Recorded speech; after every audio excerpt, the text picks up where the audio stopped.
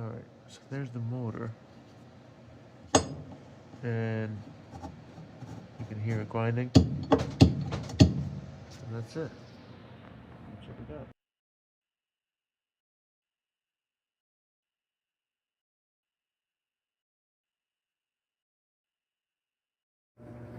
Alright, so this Kenmore Whirlpool washer was not spinning or agitating properly. It was struggling.